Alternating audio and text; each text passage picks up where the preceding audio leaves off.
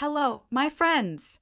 Today, I want to tell you the incredible story of Cleopatra, the last queen of ancient Egypt. This is not just a history lesson, it's a journey back in time filled with drama, power, love, and ambition. Cleopatra was one of the most famous women in history, and her life is like an exciting movie. So sit back, relax, and enjoy this amazing story, perfect for your English practice. I promise you will love every moment of it. Chapter 1. Cleopatra's Early Life. Over 2,000 years ago, in 69 BCE, a baby girl was born in Alexandria, Egypt.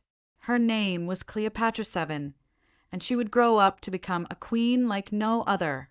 But before she ruled, she was just a little girl with big dreams. Cleopatra was born into a royal family called the Ptolemaic dynasty.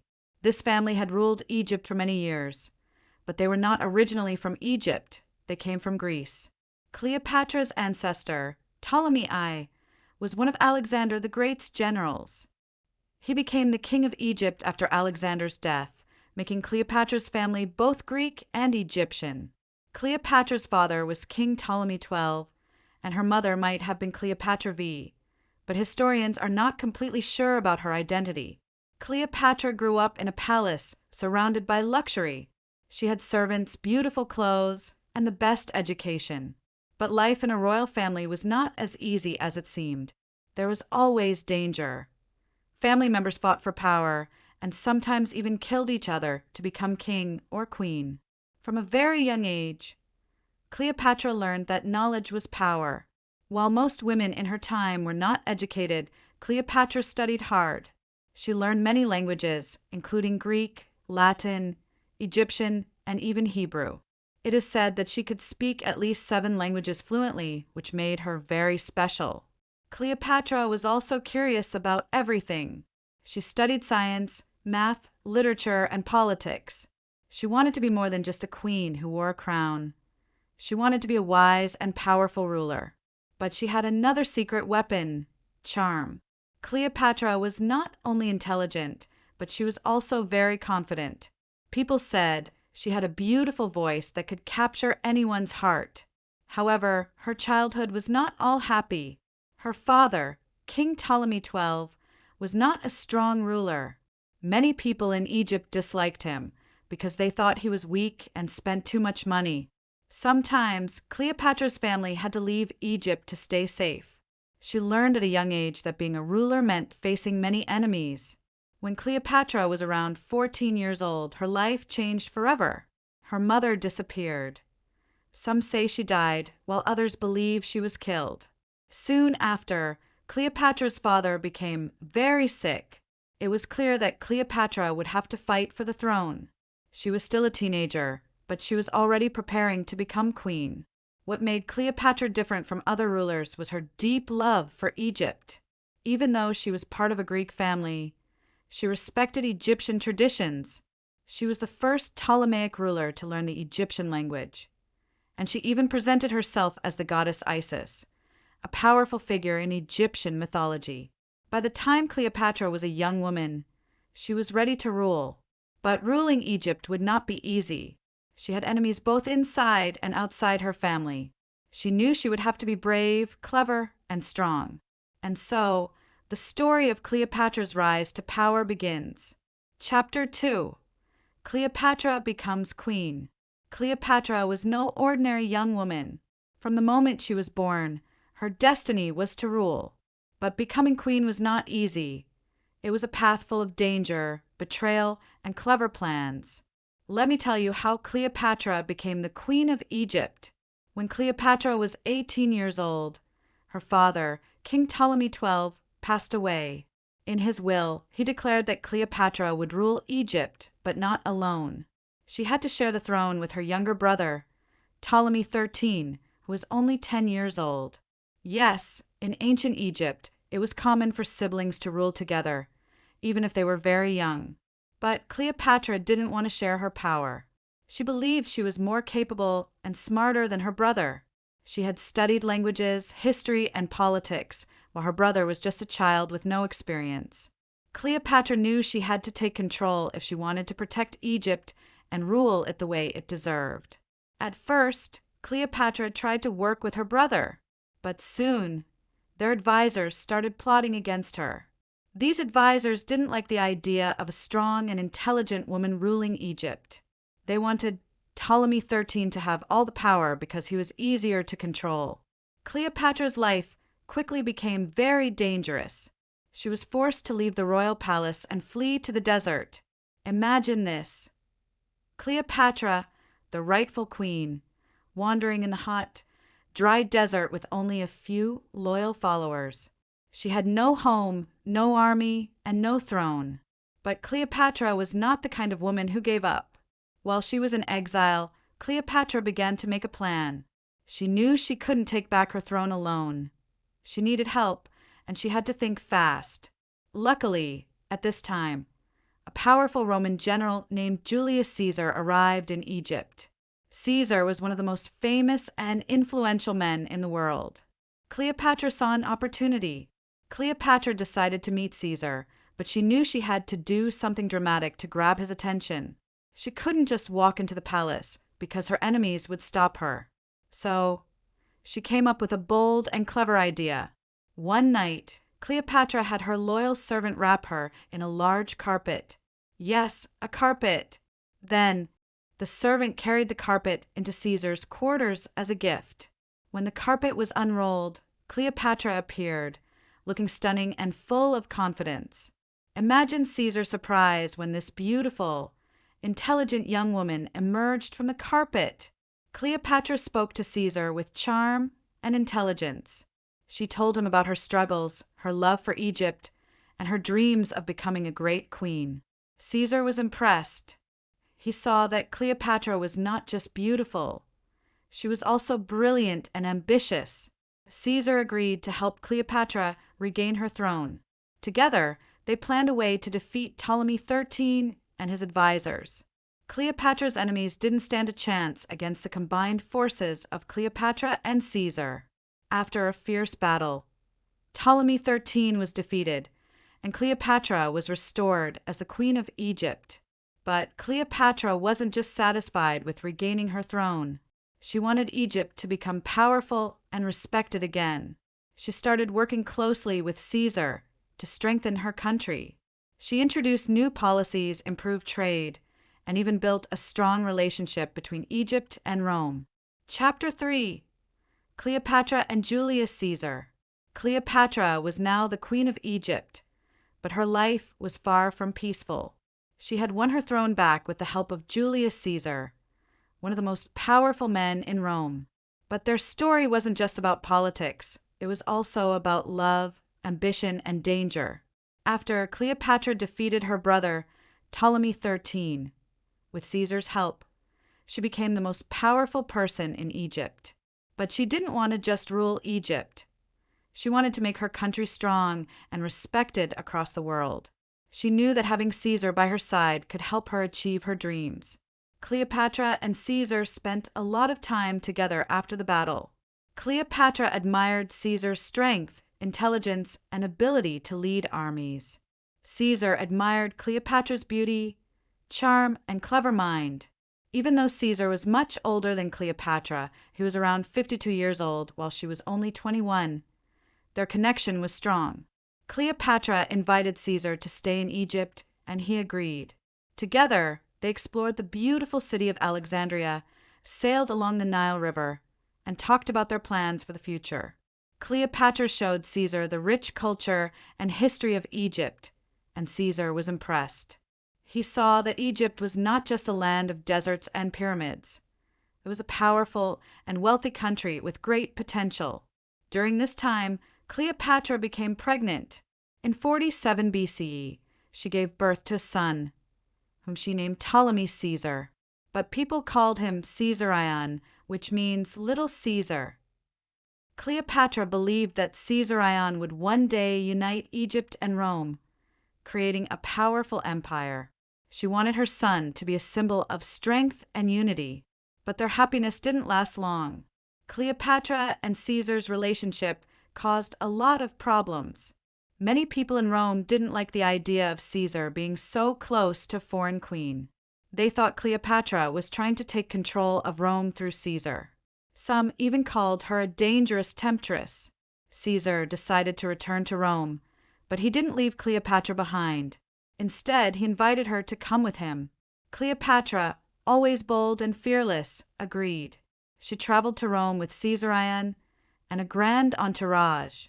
Imagine the scene: Cleopatra arriving in Rome with golden chariots, exotic animals, and beautiful Egyptian servants.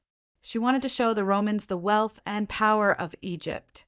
In Rome, Cleopatra lived in a luxurious villa provided by Caesar.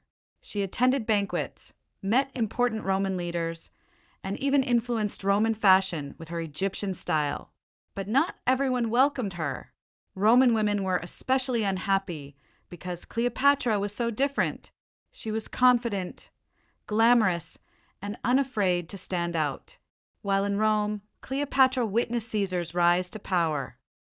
He declared himself dictator for life, meaning he had complete control over Rome. Cleopatra hoped this would strengthen their alliance, but trouble was brewing. Many Roman senators were unhappy with Caesar's growing power, and they started plotting against him. In 44 BCE, something terrible happened. Julius Caesar was assassinated by a group of senators who feared he was becoming too powerful. They stabbed him in the Roman Senate, and his death shocked the world. Cleopatra was devastated. She had lost her greatest ally and the father of her son. Cleopatra knew that her life was in danger. Without Caesar, she had no protection in Rome. Many people saw her as a threat, and she had to act quickly. She gathered her servants, her son, and all her treasures and fled back to Egypt. Back in Egypt, Cleopatra was determined to stay strong. She mourned Caesar's death, but didn't let it stop her. She continued to rule Egypt with wisdom and courage. She strengthened her army, improved the economy, and prepared for whatever challenges would come next. Cleopatra also made sure to protect her son, Caesarion. She wanted him to grow up as a strong leader who could one day fulfill her dream of uniting Egypt and Rome. She taught him about politics, strategy, and the responsibilities of being a ruler. But Cleopatra knew that Egypt was still in a dangerous position. Rome was the most powerful empire in the world, and Egypt needed a strong ally. Cleopatra began to look for new ways to protect her country and her throne. This chapter of Cleopatra's life was filled with love, loss, and survival. She had faced one of the greatest tragedies of her life, but she refused to give up. Chapter 4: Cleopatra and Mark Antony. Cleopatra's life took another exciting and dramatic turn after Julius Caesar's death. This chapter is about Cleopatra's meeting with Mark Antony, one of the most powerful leaders in Rome, and how their story became one of the most famous love stories in history.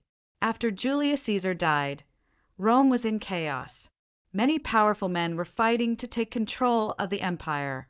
Among them were Mark Antony, Octavian, Caesar's adopted son, and Lepidus. Together, they formed the Second Triumvirate to rule Rome. But it was clear they didn't trust each other. Mark Antony was a brave soldier and a skilled leader. He was strong, handsome, and very confident.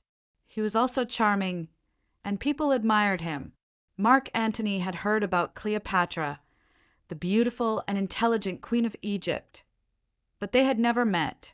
At this time, Mark Antony wanted Egypt's support because Egypt was a rich and powerful country.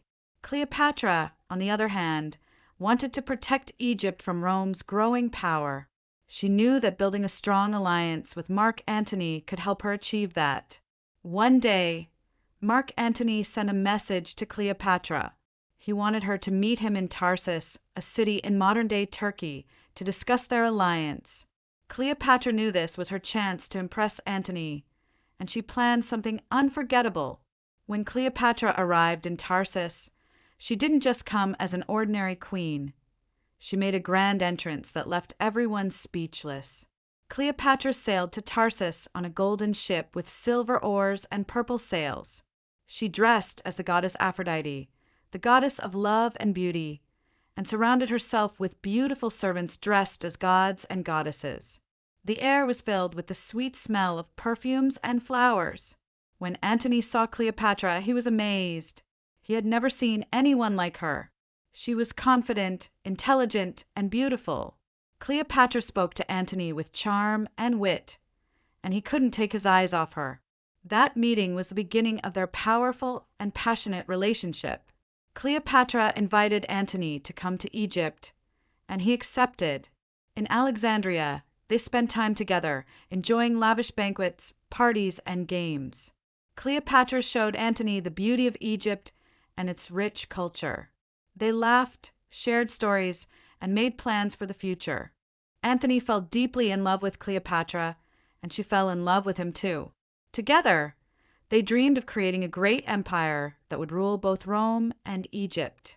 Cleopatra believed that with Antony by her side, she could protect Egypt and make it more powerful than ever. But their relationship wasn't just about love. It was also about politics. Antony needed Cleopatra's wealth and resources to support his military campaigns, and Cleopatra needed Antony's power to protect Egypt. They both knew they were stronger together. Cleopatra and Antony's love grew stronger, and they even had 3 children together: a son named Alexander Helios, a daughter named Cleopatra Selene, and another son named Ptolemy Philadelphus. Cleopatra was proud of her family and believed her children would one day rule a great empire. However, not everyone was happy about their relationship. In Rome, Antony's alliance with Cleopatra made many people angry, especially Octavian. Octavian saw Cleopatra as a threat and accused her of trying to take control of Rome. He began spreading rumors that Cleopatra had bewitched Antony with her beauty and charms. Antony's alliance with Cleopatra also caused problems in his personal life. He was already married to Octavian's sister, Octavia, but he chose to stay with Cleopatra instead. This created tension between Antony and Octavian, and their rivalry grew stronger. The tension between Antony and Octavian eventually led to war. Octavian declared Cleopatra and Antony enemies of Rome and sent his army to fight them. Cleopatra and Antony prepared for battle, knowing that everything they had worked for was at stake. Chapter 5: The Fall of Cleopatra and Mark Antony. Cleopatra and Mark Antony were ready to fight for their love, their dreams, and their kingdoms. They stood together as a powerful couple, determined to protect everything they had built. But their final chapter was filled with betrayal, heartbreak, and courage that would inspire people for centuries. Octavian, their greatest enemy, was determined to destroy Cleopatra and Antony. He wanted to take control of Egypt and stop Antony from gaining more power. Octavian's army was strong, disciplined, and well prepared for war. Cleopatra and Antony, however, were not going to give up without a fight. They decided to face Octavian in a great naval battle. This battle, known as the Battle of Actium, took place in 31 BCE near the coast of Greece. Cleopatra brought her fleet of Egyptian ships, and Antony brought his Roman forces. Together, they believed they could win. The day of the battle arrived, and the sea was filled with ships, soldiers, and weapons. Cleopatra and Antony fought bravely, but Octavian's army was too strong. During the battle, something unexpected happened. Cleopatra's ship suddenly turned and sailed away. Many believed that Cleopatra retreated to protect her fleet and herself. But Antony misunderstood her actions. He thought Cleopatra had betrayed him. Feeling heartbroken and confused, Antony's forces began to fall apart. Octavian's army defeated them, and Antony was left devastated. He returned to Egypt to find Cleopatra, desperate for answers. When they met, Cleopatra explained her actions. She told Antony she had not betrayed him. She had only wanted to save their lives. Antony believed her, and their love remained strong. But they knew their enemies were closing in. Octavian's army followed them to Egypt. Cleopatra and Antony tried to defend Alexandria, but they were outnumbered. They realized they couldn't win this war, but they were determined to stay together until the end. Antony fought bravely in one last battle, but his army was defeated. Heartbroken and believing Cleopatra was dead, Antony fell on his sword. As he lay dying, news came that Cleopatra was still alive. His servants carried him to Cleopatra's hiding place, and the two lovers shared their final moments together. Antony died in Cleopatra's arms, leaving her alone to face her enemies. Cleopatra knew that Octavian would soon capture her. She refused to let him parade her through Rome as a prisoner, showing her as a defeated queen. Cleopatra was a woman of pride and dignity. She decided to take control of her fate. In her final moments, Cleopatra dressed in her royal robes and crown. She surrounded herself with treasures and symbols of her reign. According to legend, she arranged for a poisonous snake, called an ASP, to be brought to her. She allowed the snake to bite her, ending her life on her own terms. When Octavian arrived, he found Cleopatra dead, lying peacefully in her royal chamber. He was shocked but also impressed by her courage. Cleopatra's death marked the end of the Egyptian kingdom. Octavian took control of Egypt, and it became part of the Roman Empire. But Cleopatra's story didn't end there. Her life and her love with Antony became legendary. People admired her for her intelligence, bravery, and determination. She was not just a queen. She was a symbol of strength, resilience, and courage. Cleopatra's story teaches us that even in the face of great challenges, we can stand strong and fight for what we believe in. She never gave up on her dreams or her country. She showed the world that women can be powerful leaders, thinkers, and warriors. Her life may have ended in tragedy, but her legacy lives on.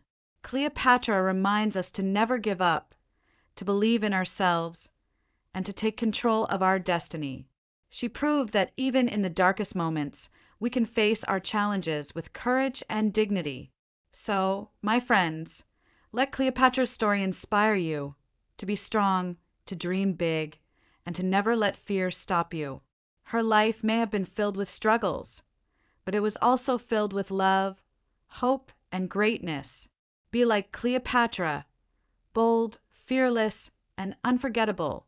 What did you think of this incredible journey? Isn't Cleopatra's story one of the most inspiring stories in history? Let her life remind you that no matter how hard life gets, you have the power to rise above it.